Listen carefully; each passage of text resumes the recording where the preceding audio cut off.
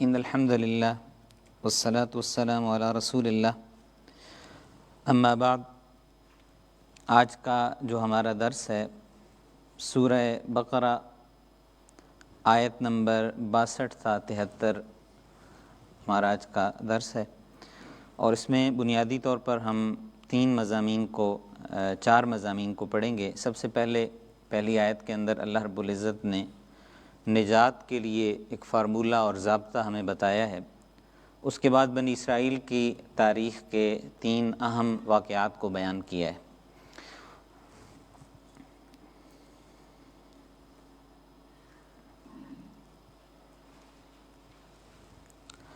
اعوذ باللہ من الشیطان الرجیم،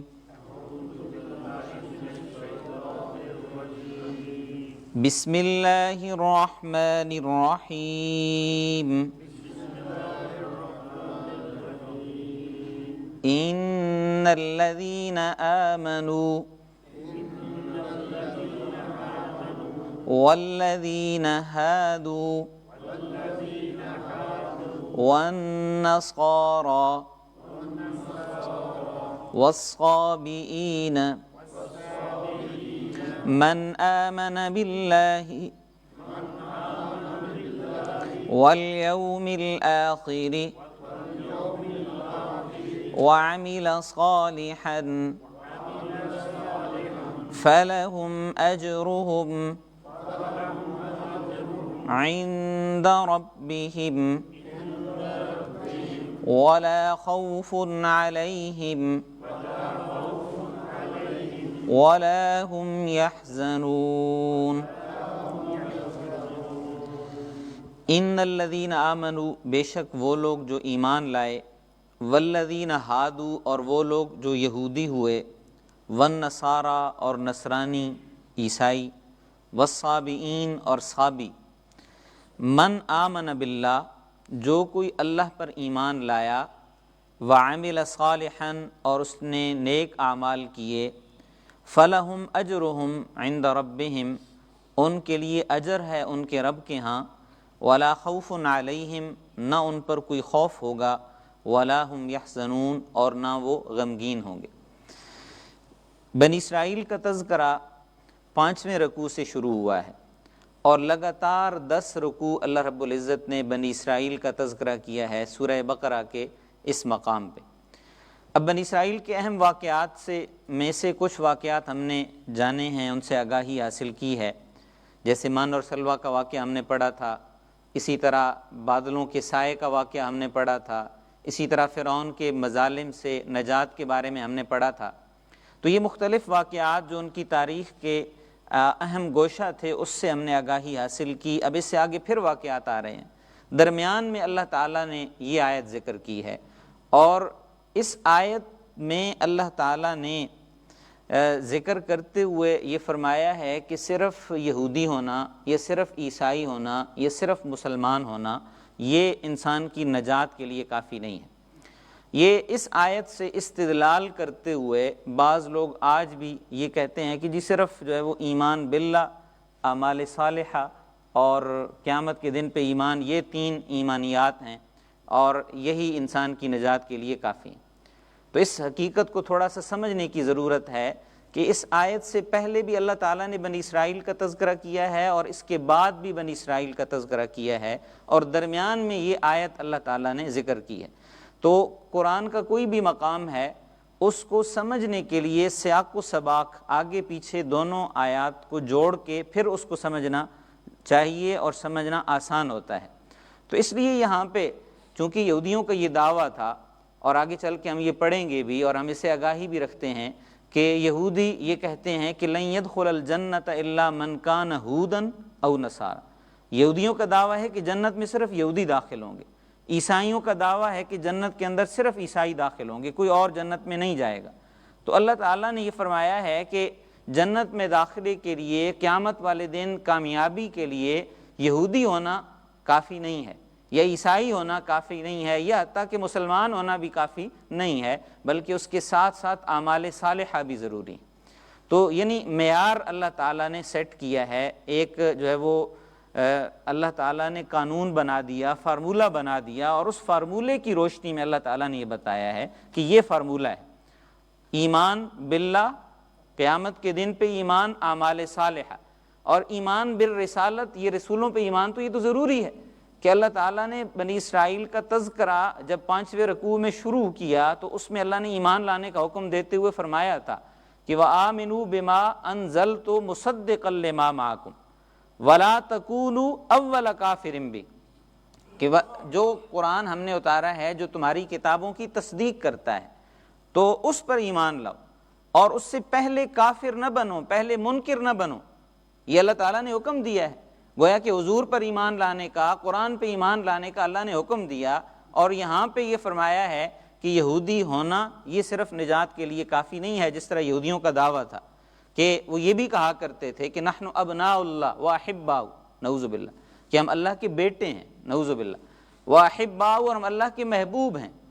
اور اسی طرح ان کا یہ بھی دعویٰ تھا کہ لن تمسنا النار الا ایاما معدودہ، کہ ہم جہنم میں نہیں جائیں گے،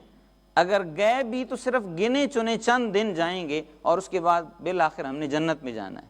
تو اللہ تعالیٰ نے یہاں پہ ان کے ان سارے عقائد کی نفی کرتے ہوئے فرمایا کہ ایمان بالرسالت بھی ضروری ہے، ایمان بالآخرت بھی ضروری ہے، اور اعمال صالحہ بھی ضروری ہیں، نیک اعمال بھی ضروری ہیں۔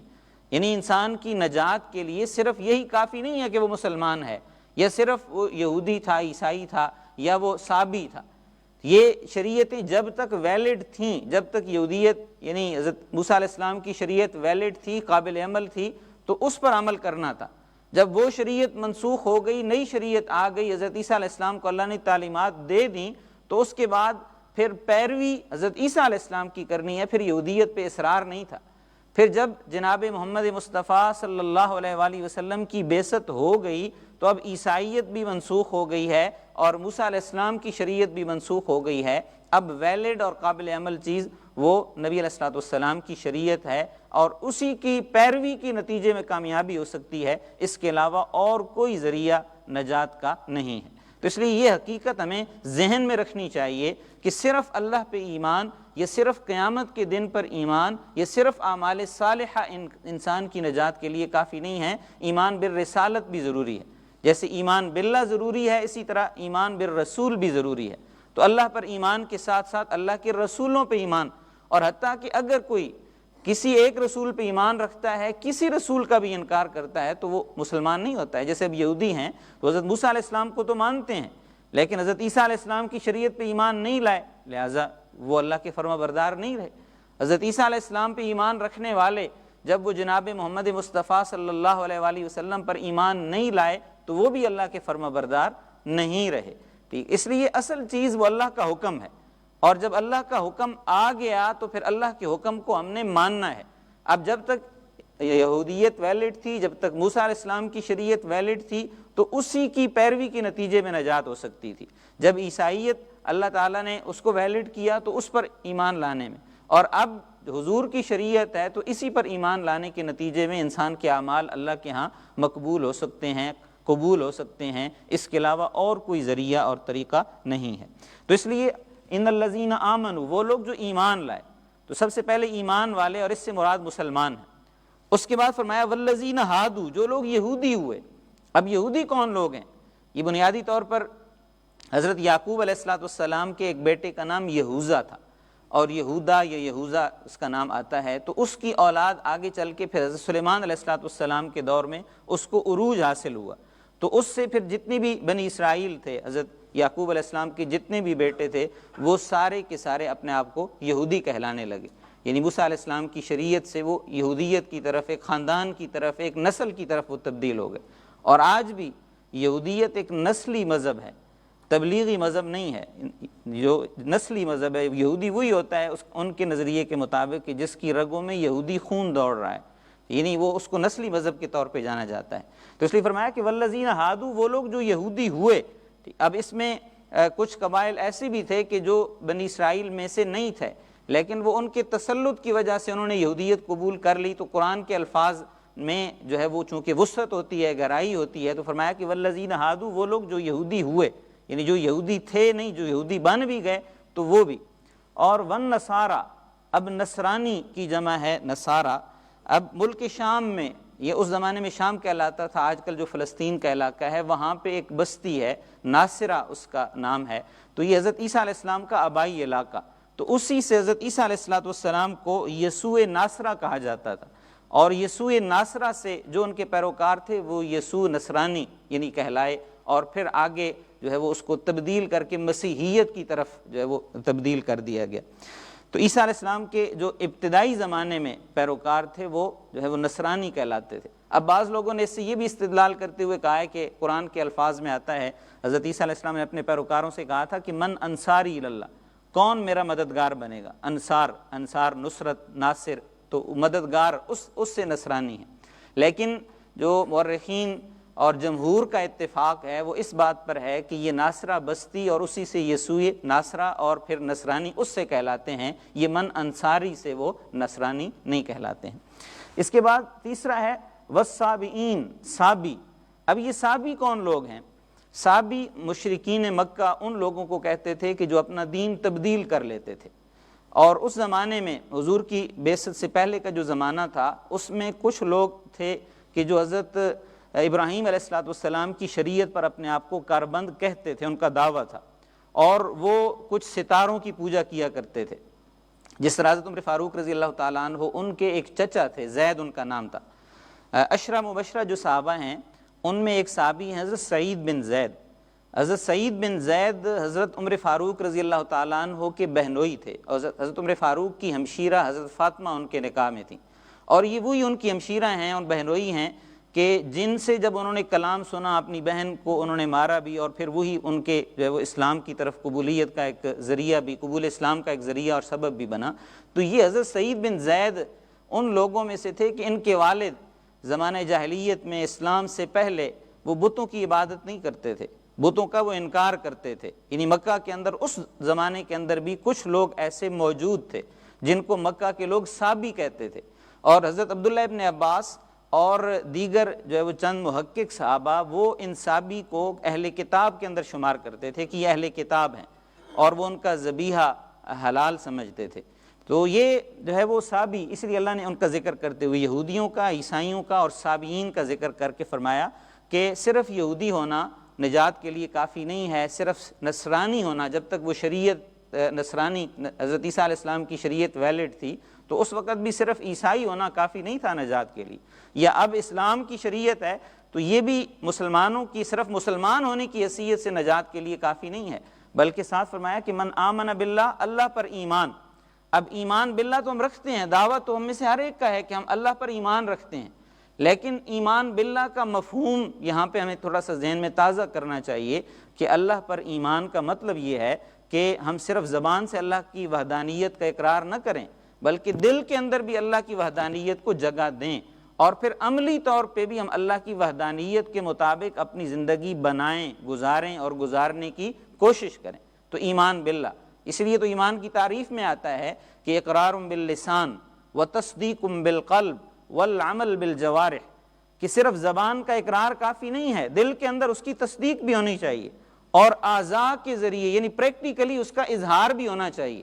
تو صرف ایمان، جیسے ہم لا الہ الا اللہ کہہ دیں یا اشہد اللہ کہہ دیں، تو وہ کافی نہیں ہے، بلکہ پریکٹیکلی اللہ کی وحدانیت کا اقرار بھی اور اللہ کی وحدانیت کو ماننا بھی، اور پھر اللہ کی وحدانیت کے مطابق اللہ کے بتائے ہوئے طریقے کے مطابق زندگی گزارنا، یہ بھی ایمان کے تقاضوں میں سے ایک تقاضا ہے۔ اور والیوم الآخر، قیامت کے دن پہ ایمان، کہ اب سب سے بڑا جو حقیقت ہے جس کا کوئی بھی انکار نہیں کرتا ہے وہ قیامت، وہ مرنا ہے، کہ ہر بندہ چاہے وہ ایتھسٹ بھی ہیں تو وہ اللہ کا انکار کر دیتے ہیں، اللہ کے وجود کا، لیکن موت کا انکار کوئی بھی نہیں کرتا ہے، کیونکہ موت سامنے مشاہدے میں آنے والی چیز ہے۔ تو فرمایا کہ موت اور موت کے بعد کی جو زندگی اور یہ اس میں جو حساب کتاب ہے، اس لیے تو ہم سورہ فاتحہ کی تلاوت کرتے ہیں تو مالک یوم الدین، کہ وہ قیامت کا دن کا مالک ہے۔ تو قیامت کا دن، اس کا تصور ہمارے ذہنوں میں بٹھایا جاتا ہے کہ ہم نے اللہ کے حضور حاضر ہونا ہے، جواب دہی کرنی ہے۔ وعمل صالحا، اور اچھے اعمال کرتے ہیں، فلہم اجرہم عند ربہم، ان کے لیے اجر ہے ان کے رب کے ہاں، ولا خوف علیہم، اور ان پر کوئی خوف بھی نہیں ہوگا، ولا ہم یحزنون، اور وہ غمگین بھی نہیں ہوں گے۔ اب خوف، مستقبل کا خوف،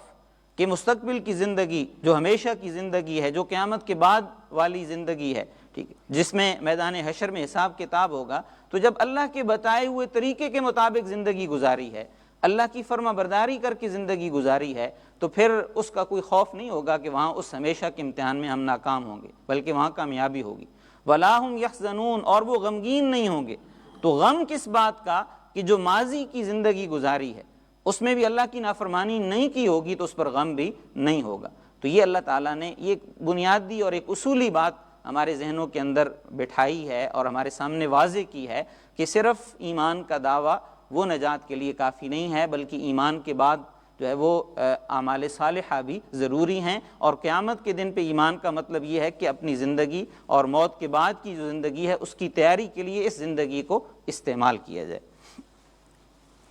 وَإِذْ أَخَذْنَا مِيثَاقَكُمْ وَرَفَعْنَا فَوْقَكُمُ الطُّورَ خُذُوا مَا آتَيْنَاكُمْ بِقُوَّةٍ وَاذْكُرُوا مَا فِيهِ لَعَلَّكُمْ تَتَّقُونَ ثُمَّ تَوَلَّيْتُمْ مِن بَعْدِ ذَلِكَ فَلَوْلَا فَضْلُ اللَّهِ عَلَيْكُمْ وَرَحْمَتُهُ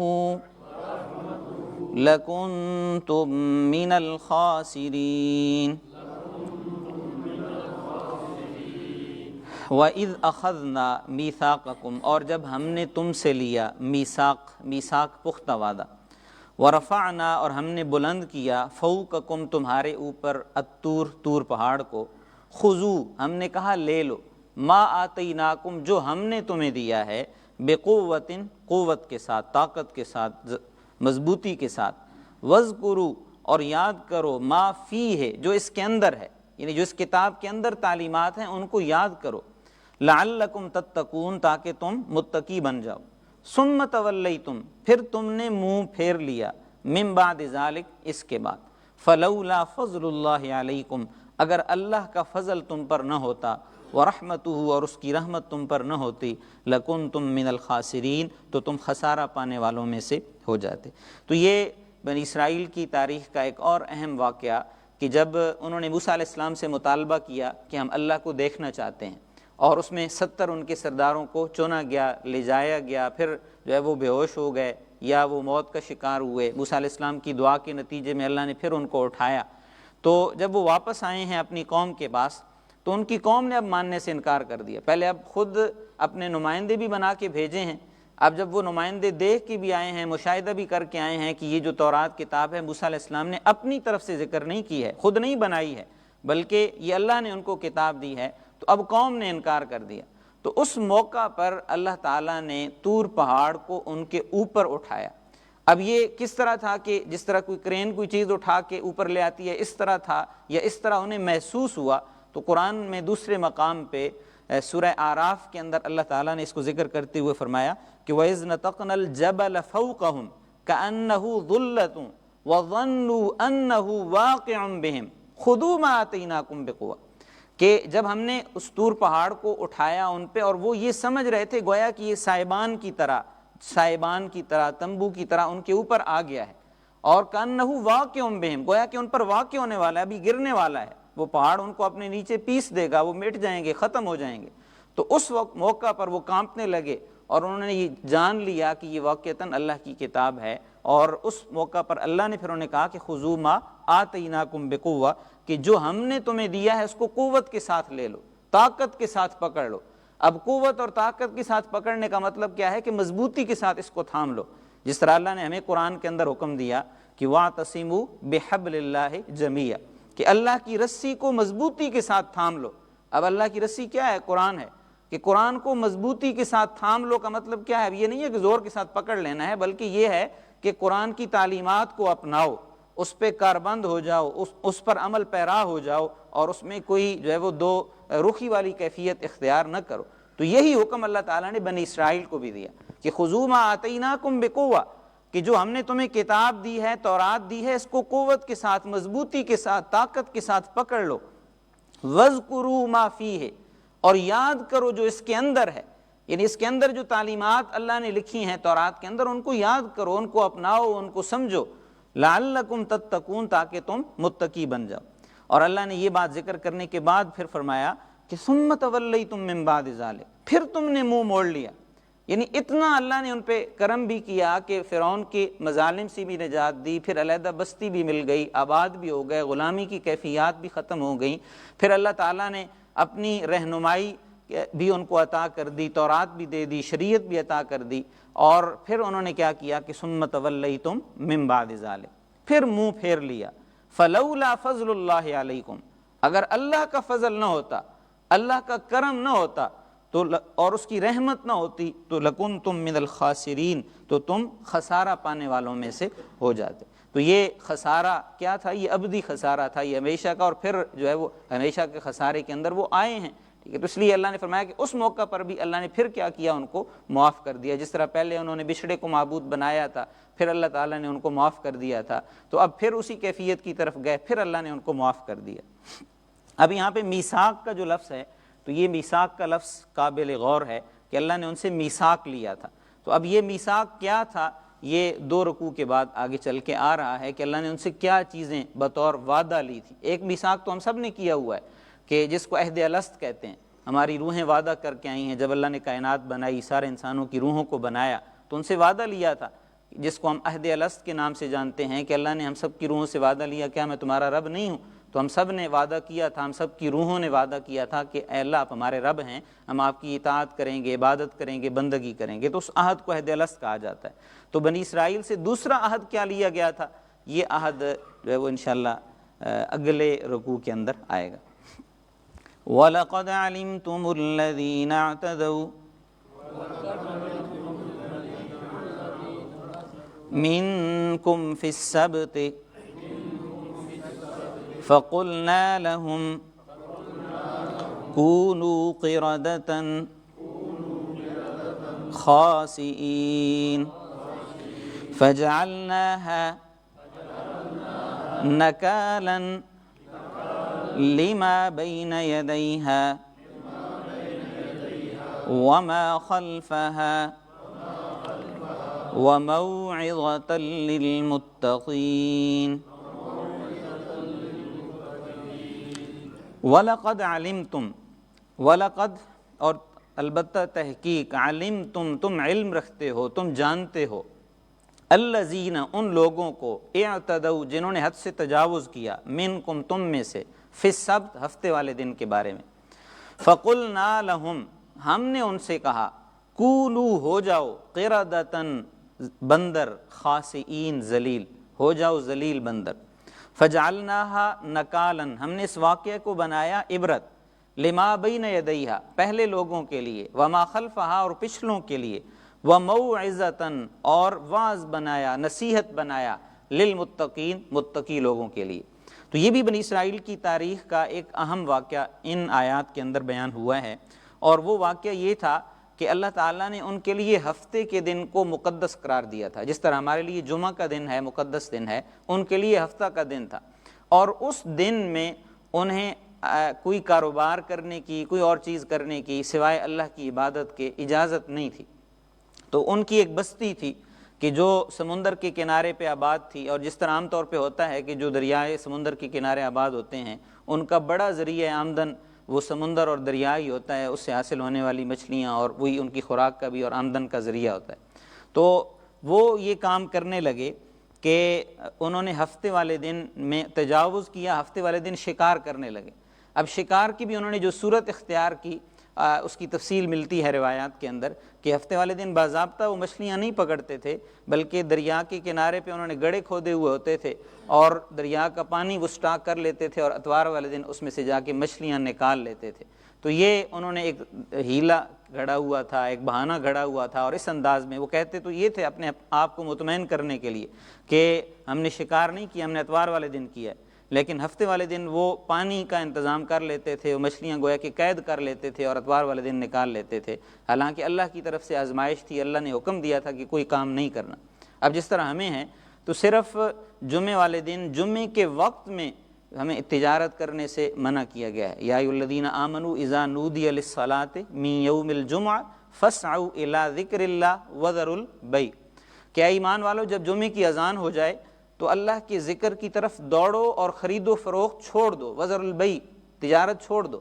لیکن اس کے بعد پھر ہمیں اجازت ہے کہ فَإِذَا قُضِيَتِ الصَّلَاةُ جب نماز ہو جائے فَانْتَشِرُوا فِي الْأَرْضِ وَابْتَغُوا مِنْ فَضْلِ اللَّهِ پھر زمین کے اندر پھیل جاؤ، رزق تلاش کرو. تو جمعے کا جو وقت ہے اس میں ہمیں کام کاج سے منع کیا گیا ہے. لیکن بنی اسرائیل کو پورا دن جو ہفتے کا تھا اس میں کام کاج، کاروبار اور یہ ساری چیزیں منع تھیں. تو انہوں نے اس میں جب ایک تعویل کی تو اللہ تعالیٰ نے اس میں پھر انہیں جو سزا دی وہ سزا کیا تھی کہ ہم نے کہا ذلیل بندر بن جاؤ. کہ دنیا کے اندر ہی اللہ نے ان کی شکلیں مسخ کی، ان کی شکلوں کو بگاڑ دیا، بندر کی طرح وہ ہو گئے. جب انہوں نے اللہ کی نافرمانی کی اللہ کا عذاب آیا. چونکہ پہلی جو قومیں تھیں ان پہ اللہ کے عذاب آتے تھے، ان میں ایک عذاب کی صورت شکلوں کا مسخ ہونا بھی تھا. ایک دفعہ صحابہ کرام نے حضور اکرم صلی اللہ علیہ وآلہ وسلم سے باقاعدہ پوچھا، یا رسول اللہ ہم اپنے زمانے میں بندر دیکھتے ہیں تو کیا یہ وہی بندر اسی نسل سے ہیں کہ جو بنی اسرائیل کے لوگوں پہ عذاب آیا تھا؟ تو اللہ کے رسول نے فرمایا کہ نہیں، یہ وہ بندر نہیں ہیں. ٹھیک ہے، وہ تو اسی زمانے میں 3 دن اس بندر کی کیفیت میں رہے، لوگوں کے سامنے عبرت بنے اور وہ ہلاک ہو گئے تھے. چونکہ جب کوئی قوم اللہ کے عذاب میں آتی ہے تو پھر ان کی آگے نسل نہیں چلتی ہے، ان کی نسل ختم ہو جاتی ہے، مٹ جاتی ہے. تو وہ اللہ کے عذاب میں گرفتار ہوئے. یہ جو بندر ہم اپنے زمانے میں دیکھتے ہیں یہ ایک علیحدہ سے ایک آپ کہہ سکتے ہیں کہ جانوروں کی ایک قسم ہے، ٹھیک ہے، جس کے آگے وہ سلسلہ چل رہا ہے. تو اللہ نے ان کو ایک عبرت کے طور پہ لوگوں کے سامنے عبرت بنایا کہ جو اللہ کی نافرمانی کرتا ہے تو اللہ ان کی شکلیں بگاڑ دیتے ہیں. اور فرمایا کہ یہ پہلے لوگوں کے لیے بھی، اس زمانے کے جو لوگ تھے ان کے لیے بھی عبرت بنے، اور بعد میں جو آنے والے لوگ تھے ان کے لیے بھی عبرت بنے کہ اللہ کی نافرمانی کی اور اللہ نے دنیا کے اندر ہی ان کی شکلیں بگاڑ دیں. تو یہ جو ہے وہ تنسیخ کا یعنی شکلیں مسخ ہونے کا عذاب ان کے اوپر آیا تھا صرف ایک حکم کی نافرمانی کی وجہ سے، کہ انہوں نے ہفتے کے دن کا تقدس ملحوظ نہیں رکھا تو اللہ تعالیٰ نے ان کی شکلیں بگاڑ دیں. تو ہم اپنی کیفیت میں دیکھ لیں کہ ہم اللہ کے کتنے احکامات کا جو ہے وہ تقدس مجروح کرتے ہیں، اللہ کے احکامات پر کتنے عمل پیرا ہوتے ہیں. یہ تو اگر ہماری شکلیں نہیں مسخ ہوتی ہیں تو اس میں بھی روایات کے اندر آتا ہے کہ حضور نے اللہ سے دعا کی تھی کہ اس طرح جو اجتماعی عذاب پہلی امتوں پہ آیا کرتے تھے میری امت میں اس طرح اجتماعی عذاب نہ آئے، یا اس طرح جو ہے وہ شکلیں مسخ ہونے کا عذاب میری امت کے اندر نہ آئے. باقی تو دین کے بہت سارے شعبوں میں، دین کے بہت سارے احکامات میں ہم نے دین کی شکل کو ہی تبدیل کر دیا ہے یا تبدیل کرنے کی کوشش کرتے ہیں. اللہ تعالی ہمیں ان چیزوں سے بچنے کی اور اپنی اصلاح کرنے کی توفیق عطا فرمائے. اب یہ ہفتے والے دن مچھلیوں کا زیادہ آنا یہ ایک آزمائش تھی، اور اس میں ایک چیز یہ بھی ہے کہ اگر انسان رزق حلال پہ اکتفا کرے تو ہفتے کے دوران جو مچھلیاں آتی تھیں وہ کفایت کرتی تھیں. جیسے ہم اپنی زندگیوں میں دیکھ لیں کہ اگر رزق حلال پہ آپ گزارا کریں تو گزارا ہو سکتا ہے، لیکن جب انسان عیاشی پہ پڑتا ہے، ٹھیک ہے، پھر حرام آپ جتنا بھی اکٹھا کر لیں تو حرام سے پھر انسان کی ضروریات نہیں پوری ہوتی ہیں، گزارا نہیں ہوتا ہے. تو انہوں نے بھی کیا حلال کو چھوڑ کے حرام کی طرف گئے تو پھر ان کا گزارا نہیں ہوتا تھا، تو انہیں ناجائز ذرائع اختیار کرنے پڑتے تھے. تو ہمارے لیے بھی یہی ہے کہ ہم ناجائز ذرائع اختیار کرنے کے بجائے جو جائز ذرائع ہیں ان کو اپنائیں، ان کو اختیار کریں. تو اللہ تعالیٰ نے حلال کے اندر برکت رکھی ہے، حرام کے اندر کوئی برکت نہیں ہے. اب یہاں سے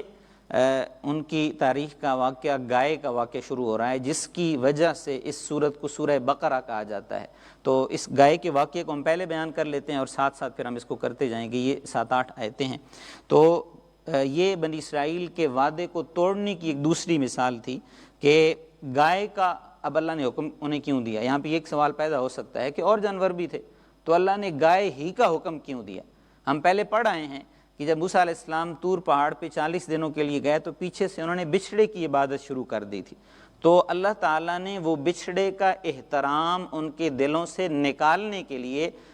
گائے ذبح کرنے کا حکم دیا تھا کہ گائے ذبح کرو تاکہ ان کے دل سے اس کا احترام نکلے. اور دوسری یہ چیز ان کو سمجھائی گئی کہ گائے بھی باقی جانوروں کی طرح ہی ہے، جیسے بکری ہے، بھیڑ ہے، تم ان کا گوشت بھی کھاتے ہو، ان کا دودھ بھی پیتے ہو، ان کا چمڑا بھی استعمال کرتے ہو، کھالیں استعمال کرتے ہو. تو گائے بھی اسی طرح کا ایک جانور ہے جو انسان کی غذائی ضروریات کے لیے اللہ تعالیٰ نے بنایا ہے. تو اس کو تم جو ہے وہ اپنا خدا بنانا شروع ہو گئے ہو کہ وہی گائے جب ان کا ایک بندہ قتل ہوتا ہے تو اللہ تعالیٰ نے اس کا جو احترام تھا ان کے دلوں سے نکالنے کے لیے حکم دیا، گائے ذبح کرو، اس کا گوشت اس کے ساتھ لگاؤ۔ تو انہوں نے دیکھ لیا کہ یہ کل تک ہم اس کی عبادت کرتے تھے یا اس کا احترام کرتے تھے، وہ جانور پہلے بھی کچھ نہیں تھا اور اب ذبح ہو گیا ہے تو وہ اب بھی کچھ نہیں ہے، وہ انسان کی کسی کام کیا آ سکتا ہے کہ وہ انسان کی حاجات پوری کر سکے، انسان کی ضروریات پوری کر سکے، یا اس کو جو ہے وہ خدا مانا جائے۔ یہ جس طرح اب بھی کچھ لوگ ہیں وہ گائے کا اس حد تک احترام کرتے ہیں کہ اس کو گاؤ ماتا قرار دے دیتے ہیں۔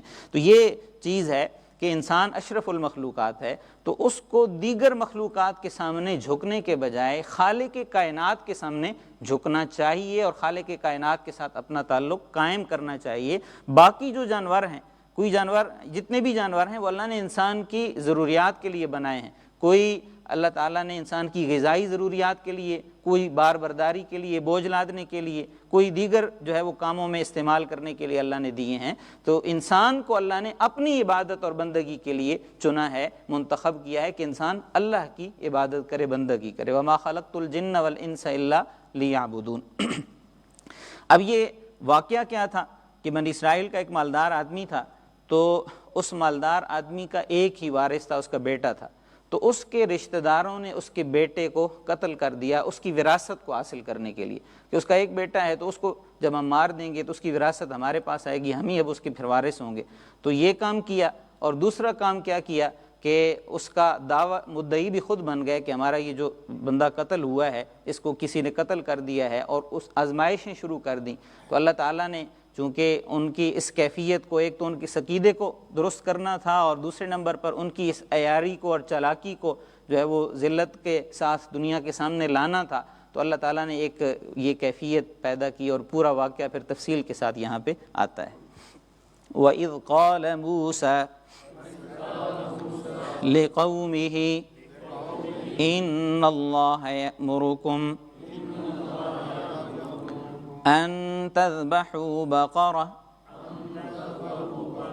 قَالُوا أَتَتَّخِذُنَا هُزُوًا قَالَ أَعُوذُ بِاللَّهِ أَنْ أَكُونَ مِنَ الْجَاهِلِينَ۔ وَإِذْ قَالَ مُوسَىٰ، اور جب موسیٰ علیہ السلام نے کہا، لِقَوْمِهِ، اپنی قوم سے، ان اللہ، بے شک اللہ، یأمرکم، تمہیں حکم دیتا ہے، ان تذبحوا بقرہ، کہ تم گائے ذبح کرو۔ قالوا، وہ آگے سے کہنے لگے، اتتخذنا ہزوا، کیا آپ ہمارا مذاق اڑاتے ہیں کہ ہم آپ سے قاتل کے بارے میں پوچھ رہے ہیں، آپ قاتل بتائیں، تو آپ ہمیں کہہ رہے ہیں کہ گائے ذبح کرو۔ قال، موسیٰ علیہ السلام نے کہا، اعوذ باللہ، میں اللہ کی پناہ چاہتا ہوں، ان اکون من الجاہلین، کہ میں جاہلوں میں سے ہو جاؤں، یعنی میں تمہارے ساتھ ہنسی مذاق شروع کر دوں۔ ایک نبی وہ تو رہبر ہوتا ہے، رہنما ہوتا ہے، اور وہ اگر لوگوں کے ساتھ مذاق شروع کر دے تو فرمایا کہ میں یہ کام نہیں کر رہا، میں تمہیں سنجیدگی کے ساتھ ایک بات کا حکم دے رہا ہوں۔ یہ جو ہے وہ مذاق کرنا، یہ اس انداز میں کہ رہنمائی کرنے کے بجائے مذاق کیا جائے، تو فرمایا کہ یہ جاہلوں کا طریقہ ہے اور میرا طریقہ یہ نہیں ہے۔ قالوا ادع لنا ربک یبین لنا ما ہی قال انہ یقول انہا بقرۃ لا فارض ولا بکر عوان بین ذلک فافعلوا ما تؤمرون۔ اب جب یہ بات ہوئی، گائے ذبح کرنے کا حکم دیا، پہلے تو ٹالنے کی کوشش کی، جب انہوں نے دیکھا یہ ٹل نہیں سکتا تو انہوں نے پھر آگے سے ہیلے بہانے شروع کر دیے۔ اور وہ ہیلے بہانے کیا تھے کہ موسیٰ علیہ السلام سے پہلے کہا، قالو، انہوں نے کہا، ادعو، آپ دعا کریں، لنا، ہمارے لیے، ربک، اپنے رب سے، یبین، وہ بیان کرے، لنا، ہمارے لیے، ما ہی، کہ وہ گائے کیسی ہونی چاہیے۔ تو قال، موسیٰ علیہ السلام نے کہا، انہو یقولو، بے شک اللہ تعالیٰ کہتے ہیں، انہا بقرۃ، وہ گائے ہے، اور کیسی گائے ہے، لا فارض، جو بوڑھی بھی نہیں ہے، ولا بکر، اور وہ جوان بھی نہیں ہے، عوان بین ذالک، وہ درمیانی ہے، فَافْعَلُوا مَا تُؤْمَرُونَ، پس تم کر گزرو جو تمہیں حکم دیا گیا ہے۔ دوبارہ اللہ نے حکم دیا کہ تمہیں حکم دیا گیا ہے گائے ذبح کرو، تم گائے کی خصوصیات کے پیچھے نہ پڑو۔ تو پہلی دفعہ جب سوال کیا تو اللہ نے گائے کی عمر بتائی کہ گائے کی عمر کتنی ہونی چاہیے۔ قَالُوا ادْعُ لَنَا رَبَّكَ يُبَيِّن لَنَا مَا لَوْنُهَا قَالَ إِنَّهُ يَقُولُ إِنَّهَا بَقَرَةٌ صَفْرَاءٌ فَاقِعٌ لَوْنُهَا تَسُرُّ النَّاظِرِينَ۔ قالوا، انہوں نے کہا، ادعو، آپ دعا کریں، لنا، ہمارے لیے، ربک، اپنے رب سے، یبین، وہ بیان کرے، لنا، ہمارے لیے، ما لونہا، اس کا رنگ کیسا ہو، لون رنگ کو کہتے ہیں کہ اس گائے کا رنگ کیسا ہونا چاہیے۔ قال، تو موسیٰ علیہ السلام نے کہا، انہ یقولو، بے شک اللہ تعالیٰ کہہ رہے ہیں، انہا بقرۃ، وہ گائے ہے، صفرا، زرد رنگ کی، فاقع لونہا، اور اس کا رنگ چمکدار ہے، تسر الناظرین، ناظر کہتے ہیں دیکھنے والے کو، تسر، سرور، خوشی، تسر الناظرین، دیکھنے والے دیکھ کے خوش ہوتے ہیں۔ اب جو لوگ زمیندار ہیں وہ اس کا بہتر تجربہ رکھتے ہیں کہ جو جانور خوبصورت ہوتا ہے اس کو دیکھ کے خوشی ہوتی ہے، تو یعنی وہ جانور، وہ پالتو، ایسی پالتو گائے ہونی چاہیے کہ دیکھنے والے دیکھ کے خوش ہوں اور صحت مند ہو، لاغر نہ ہو، اور اس کے ساتھ ساتھ اس کا رنگ زرد رنگ کا ہونا چاہیے۔ اب یہ ان کا دوسرا سوال تھا۔ اب تیسرا سوال، قالوا ادْعُ لَنَا رَبَّكَ يُبَيِّن لَنَا مَا هِيَ إِنَّ الْبَقَرَ تَشَابَهَ عَلَيْنَا وَإِنَّا إِن شَاءَ اللَّهُ لَمُهْتَدُونَ۔ قالوا، انہوں نے کہا، ادعو لنا ربک، اب تیسرا سوال آ گیا، ادعو، آپ دعا کریں، لنا، ہمارے لیے، ربک، اپنے رب سے، یبین، وہ بیان کرے، لنا، ہمارے لیے، ما ہی، وہ گائے کیسی ہو، اس کی خصوصیات مزید بیان کریں۔ ان البقرہ تشابہ علینا، بے شک گائے، تشابہ، مشتبہ ہو گئی ہے، مشکوک ہو گئی ہے، ہم اس میں جو ہے وہ شک کے اندر پڑ گئے ہیں۔ وَإِنَّا إِنشَاءَ، اور انا، بے شک ہم، انشاءاللہ، اگر اللہ نے چاہا، لمہتدون، تو ہدایت پالیں گے۔ تو یہ ان کا تیسرا سوال تھا، اب اس کا جواب، قال انہ یقول انہا بقرۃ لا ذلول تثیر الارض ولا تسقی الحرث مسلمۃ لا شیۃ فیہا قالوا الآن جئت بالحق فذبحوها وما كادوا يفعلون۔ قال، تو موسیٰ علیہ السلام نے کہا، انہ یقول، بے شک اللہ تعالیٰ کہہ رہے ہیں، انہا بقرۃ، وہ گائے ہے، لا ذلول تثیر الارض، اس نے زمین میں ہل نہیں چلایا، ولا تسقی الحرث، حرث کھیتی کو کہتے ہیں، تسقی، پانی پلانا، لا تسقی الحرث، اس نے کھیتی کو پانی بھی نہیں پلایا، یعنی ہل بھی نہیں چلایا، اور کنویں پہ پرانے زمانے میں لوگ جانوروں کو باندھتے تھے، وہ اس سے پانی نکالنے کے لیے استعمال کرتے تھے۔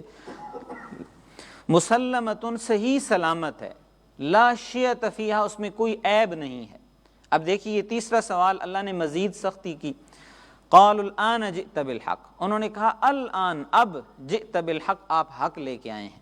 فذبحوها، انہوں نے ذبح کر دیا، وما كادوا يفعلون، اور وہ لگتا نہیں تھا کہ ایسے کریں گے۔ تو اب یہ روایات میں آتا ہے کہ انہوں نے انشاءاللہ جب کہا، تیسری دفعہ سوال کرتے ہوئے، تو اللہ تعالیٰ نے پھر اس انشاءاللہ کہنے کی وجہ سے اللہ تعالیٰ نے ان کو توفیق دے دی۔ ایک بات تو ہمیں یہ چیز پتہ چلتی ہے کہ جب بھی ہم مستقبل کی کوئی بات کریں تو ہمیں انشاءاللہ کہنا چاہیے، اور سورہ کہف کے اندر اللہ تعالیٰ نے ہمیں یہ حکم دیا ہے کہ وَلَا تَقُولَنَّ لِشَيْءٍ إِنِّي فَاعِلٌ ذَلِكَ غَدًا إِلَّا أَن يَشَاءَ اللَّهُ، کہ تم کبھی بھی یہ نہ کہو کہ میں کل یہ کام کروں گا، الا ان یشاء اللہ، مگر اللہ نے چاہا۔ تو ہمیں کوئی بھی مستقبل میں وعدہ کرتے ہیں، کام کرنے کا عزم کرتے ہیں، تو انشاءاللہ یہ لازماً کہنا چاہیے۔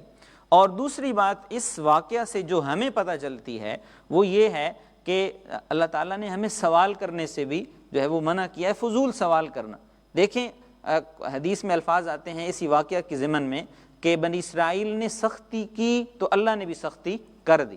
ٹھیک ہے، سختی کی اور سختی کر دی۔ وہ سختی اللہ سے پوچھتے گئے اور اللہ بھی سختی کرتے گئے۔ اگر مطلق گائے کا حکم دیا تھا، اس گائے کو ذبح کر دیتے، کوئی بھی گائے کو ذبح کرتے، کسی بھی طرح کی گائے ہوتی، تو اللہ کا حکم پورا ہو جانا تھا۔ لیکن جب انہوں نے سختی کی تو اللہ نے بھی شرائط جو ہے وہ لگانی شروع کر دیں، اور پھر ان شرائط کی حامل گائے آج کل کے اس دور میں بھی آپ تلاش کرنا شروع کر دیں تو بڑی مشکل سے ملے گی۔ اور اس زمانے کے اندر آپ ابھی بھی اگر یہ شروع کریں تو اس رنگ کی اور اس عمر کی اور اس کی یہ خصوصیات کی حامل گائے جو زمیندار لوگ ہیں وہ جانتے ہیں کہ یعنی بہت کم ملتی ہے، بہت مہنگے داموں پہ ملتی ہے، اور اس زمانے میں بھی ان کو پھر بڑی تگ و دو کے بعد، بڑی محنت کے بعد اور بڑی کثیر رقم خرچ کر کے ان کو وہ گائے ملی تھی، اور انہوں نے وہ گائے ذبح کی اور اس کے نتیجے میں ان کا وہ کام پورا ہوا۔ تو سوال کرنے سے یعنی فضول سوال کرنا، بے مقصد سوال کرنا، جس طرح ایک روایت میں آتا ہے کہ حج کی فرضیت کا ذکر ہوا تو ایک بندے نے آگے سے کہا کہ یا رسول اللہ کیا ہر سال حج فرض ہے؟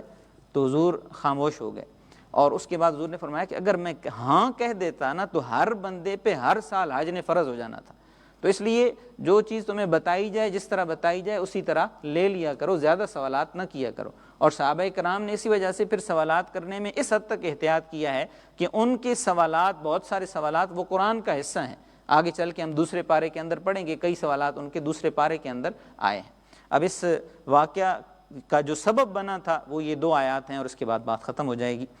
وَإِذْ قَتَلْتُمْ نَفْسًا فَادَّارَأْتُمْ فِيهَا وَاللَّهُ مُخْرِجٌ مَا كُنْتُمْ تَكْتُمُونَ فَقُلْنَا اضْرِبُوهُ بِبَعْضِهَا كَذَلِكَ يُحْيِي اللَّهُ الْمَوْتَى وَيُرِيكُمْ آيَاتِهِ لَعَلَّكُمْ تَعْقِلُونَ۔ اب یہ واقعہ اللہ نے پہلے بیان کیا ہے، اور واقعہ کا جو سبب ہے وہ اللہ نے بعد میں بیان کیا ہے۔ یہ بھی ایک قرآن کا اسلوب ہے کہ پہلے اللہ نے پورا واقعہ ذکر کر دیا، اور کس وجہ سے یہ گائے کا ذبح کرنے کا حکم آیا تھا وہ ان آیات میں اللہ نے ذکر کیا ہے کہ وَإِذْ قَتَلْتُمْ نَفْسًا، جب تم نے ایک جان کو قتل کیا، فَادَّارَأْتُمْ فِيهَا، اور پھر تم خود اس کے بارے میں جھگڑنے لگے، وَاللَّهُ مُخْرِجٌ، اللہ خارج کرنے والا تھا، اللہ نکالنے والا تھا، اللہ ظاہر کرنے والا تھا، مَا كُنْتُمْ تَكْتُمُونَ، جس بات کو تم چھپا رہے تھے۔ فَقُلْنَا، ہم نے کہا، اضربوہ ببعضها، کہ اس گائے کے گوشت کا ٹکڑا وہ اس میت کے ساتھ، اس مردہ کے ساتھ لگاؤ، جو مقتول ہے اس کے ساتھ لگاؤ، کذالک یحیی اللہ الموتى، جس طرح اب یہ مردہ زندہ ہو کے تمہیں اپنے قاتل کا نام بتائے گا تو اسی طرح اللہ تعالیٰ مردوں کو زندہ کرے گا۔ وَيُرِيكُمْ آیاتی، اور وہ تمہیں اپنی نشانیاں دکھاتا ہے، لعلکم تعقلون، تاکہ تم عقل کو استعمال کرو، عقل مند ہو، لعلکم تعقلون، تاکہ تم عقل کو اختیار کرو۔ تو یہ دیکھیں کہ قدرت اور جو قوت ہے یہ گائے کے اندر بھی نہیں ہے، اسی طرح کسی بندے کے اندر بھی قوت اور قدرت نہیں ہے۔ اصل قوت اور قدرت کا مالک وہ ہے کہ جس کے حکم سے یہ ساری چیزیں ہوتی ہیں۔ اللہ کا حکم ہوا تو وہ گائے کے گوشت کے ساتھ، وہ لگنے کے ساتھ میت کھڑی ہو گئی اور اس نے بتا دیا۔ تو اصل گائے کو ذبح کرنے کا حکم کی جو علت تھی، جو سبب تھا، وہ میں نے آپ کے سامنے رکھا ہے کہ گائے کا احترام دلوں سے نکالنا مقصود تھا، کہ گائے کا احترام دلوں سے نکالا جائے اور اللہ کی طرف رجوع کیا جائے، اسباب کی طرف رجوع نہ کیا جائے۔ تو آج کے اس درس کے اندر ہم نے سب سے پہلے تو یہ فارمولہ پڑھا ہے، ضابطہ پڑھا ہے جو انسان کی نجات کے لیے ضروری ہے، کہ ایمان باللہ، اعمال صالحہ، ایمان بالرسل بھی اسی میں آتا ہے، اور قیامت کے دن پر ایمان۔ اور دوسری چیز ہم نے پڑھی کہ بنی اسرائیل پہ جو اللہ تعالیٰ نے طور پہاڑ کو اٹھایا تھا، اور تیسری چیز ہم نے سبت کا واقعہ، ہفتے کے دن کا واقعہ، انہوں نے اس کا تقدس اور احترام نہیں کیا، اور تیسرا ہم نے گائے کا واقعہ پڑھا ہے۔ اللہ رب العزت ہمیں قرآن کے اندر بیان کردہ ان واقعات سے عبرت حاصل کرنے کی اور ان سے رہنمائی حاصل کر کے اپنی زندگی اس کے مطابق درست کرنے کی توفیق عطا فرمائے۔ اگر کوئی سوال ہو تو۔ ایک یہ جو ہے نا کہ بنی اسرائیل کا وہ غلامی میں آیا تھے، غلامی سے آئے تھے، جی جی، وہ ادھر گائے کی پوجا ہوتی تھی، یہ بھی وہ ذہن میں وہ چیز، جی وہی چیزیں نکالنے کے لیے جی تو میں وہ کئی بار وہ ذہن میں آیا کہ ہم جو ہے انگریزوں کی غلامی سے نکلے ہیں، وہی قانون بیٹھے ہوئے ہیں، جی تو 72 سال ہو گئے ہیں، جی تو ہم واپس اسلام کی طرف نہیں جا رہے، اسلام جی نافذ نہیں کر رہے، وہ ذہنی غلامی۔ جی بالکل، اصل چیز تو اصل غلامی ہے یہ فکری غلامی نا، ذہنی غلامی، کہ جس ذہنی غلامی سے نکالنے کے لیے اللہ تعالیٰ نے انہیں جو ہے وہ کیا، اور ہم بھی اس وقت اپنی عہد حاضر کے اندر فکری غلامی کا ہی شکار ہیں، اور جس غلامی سے نکالنے کے لیے اقبال کی شاعری بھی اس میں بہت زیادہ موٹیویشن دیتی ہے کہ ہم اپنے آپ کو فکری طور پہ جو ہے وہ آزاد کریں اور اسلام کے ساتھ اپنا تعلق جوڑیں۔ بہت شکریہ، جزاک اللہ۔ ایک اعلان ہے، آپ کا سوال ہے؟ جی یہاں پہ صرف بندے کو میں خنزیر کا بھی ذکر آیا نا، جی جی، وہ علیحدہ واقعہ، وہ علیحدہ واقعہ ہے جی۔ تو یہ سلام کرنے کا طریقہ، کل ہماری علماء کونسل کی میٹنگ ہوئی ہے، تو اس کے اندر ہم نے یہ ڈیسائیڈ کیا ہے کہ یہ جو ایام ہیں کرونا کے ایام، اس میں چونکہ فاصلہ رکھنے کا ہے اور احتیاطی تدابیر کو اختیار کرنے کا حکم ہے، تو اس میں ہمیں جو ہے وہ کون سا طریقہ اسلام کے لیے اڈاپٹ کرنا چاہیے کہ جو غیر شرعی بھی نہ ہو اور زیادہ محفوظ بھی ہو۔ اب کئی لوگ کرتے ہیں کہ وہ پاؤں ملاتے ہیں، کئی لوگ جو ہے وہ کوہنیاں ملاتے ہیں، تو یہ کوہنیاں ملانا یہ بھی کوئی شرعاً ٹھیک بھی نہیں ہے، اور بسا اوقات یہ بھی ہوتا ہے کہ جب چھینکتے ہیں تو وہ کوہنی منہ پہ رکھ کے چھینکا جاتا ہے، تو وہ اسی طرح پھر وائرس سے افیکٹ ہو سکتا ہے اگر کسی کو ہو۔ تو اس لیے کوہنیاں ملانے کے بجائے، ٹخنے ملانے کے بجائے اصل چیز جو ہے وہ سلام کے الفاظ ہیں۔ ہم اپنے سلام کے الفاظ السلام علیکم ورحمۃ اللہ، وعلیکم السلام ورحمۃ اللہ، ایک تو اس کا اہتمام کریں، اور دوسرا یہ ہے کہ سلام کرتے ہوئے ہاتھ کا اشارہ اور سلام کا جواب دیتے ہوئے اپنے سینے پہ اس کا جو ہے وہ ہاتھ رکھ کے جواب دیا جائے، باقی احتیاط کی جائے، یہ زیادہ بہتر ہے۔ اور اس میں یہ بہرحال جو ہے وہ تقدس کے اور احترام کے خلاف ہے، یہ جو کوہنیاں ملانا ہے، یہ ٹخنے ملانے ہیں اور یہ ٹکرانا، تو اس میں یا اسی طرح مکے ملانا، ٹھیک ہے، اس کے بجائے زیادہ بہتر یہ ایک باوقار بھی ہے کہ آپ سلام کے کلمات زبان سے کہیں۔ یہ بھی ذہن میں رکھیں کہ صرف ہاتھ ملا دینا، عام نارمل حالات میں بھی ہاتھ ملا دینا یہ سلام نہیں ہوتا، زبان سے سلام کے کلمات کہنے یہ ضروری ہوتے ہیں۔ اللہ رب العزت ہمیں عمل کی۔ اور تیسرا جو ہے وہ مولانا محبوب الرحمان صاحب کے ایک پھوپھی زاد بھائی حافظ فیاض صاحب انگلینڈ میں ان کا انتقال ہوا ہے، تو ان کے لیے دعائے مغفرت بھی ابھی ہم دعا کے اندر کر لیتے ہیں۔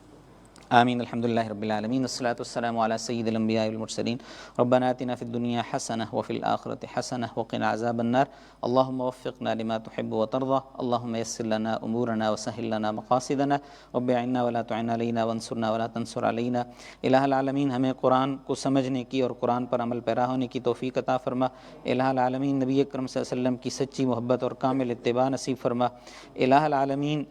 اس وبا کے یہ جو آزمائش ہم پہ ہے، الہ العالمین اس آزمائش سے ہمیں نجات عطا فرما، انسانیت کو نجات عطا فرما۔ الہ العالمین دین اسلام